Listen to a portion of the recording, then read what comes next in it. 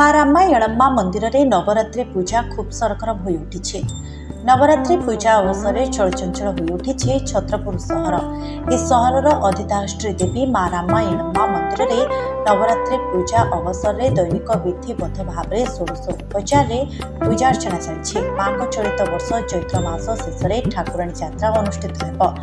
ତେଣୁ ମା ରାମାୟଣମ୍ମା ମନ୍ଦିରରେ ଶିଳ୍ପୀମାନେ ତୈଳ ରଙ୍ଗ ବେରଙ୍ଗର ଚିତ୍ର ଅଙ୍କନ କରିଛନ୍ତି, ଯାହା ମନ୍ଦିରର ଶୋଭାବର୍ଦ୍ଧନ ହୋଇ ଚିତ୍ତାକର୍ଷକ ହୋଇ ଉଠିଛି, ଯାହା ଅଗଣିତ ଭକ୍ତମାନଙ୍କୁ ଆକର୍ଷିତ କରି ଶକ୍ତିମୟୀ ଦେବୀଙ୍କ ମହିମା ସବୁଙ୍କୁ ଭକ୍ତ ଭାବନାପୂର୍ଣ୍ଣ ଆବେଗତା ମଧ୍ୟରେ ଉଲ୍ଲାସିତ କରିଛି। ଦୈନିକ ପ୍ରାପ୍ତ ଓ ସନ୍ଧ୍ୟାରେ ଭକ୍ତମାନଙ୍କ ପ୍ରବଳ ଭିଡ଼ ଜମୁଛି। ପଣ୍ଡିତ ପୂଜାରୀଙ୍କ ଦ୍ୱାରା ହୋମ ପାଠ ପୂଜା ମନ୍ତ୍ର ଉଚ୍ଚାରଣରେ ସହର ପ୍ରକମ୍ପିତ ହୋଇ ଉଠିଛି। ଭକ୍ତି ଭାବପୂର୍ଣ୍ଣରେ ଓ ଆଧ୍ୟାତ୍ମିକ ଜାଗରଣରେ ସହର ବେଶ୍ ଚଳଚଞ୍ଚଳ ହୋଇ ଉଠିଛି।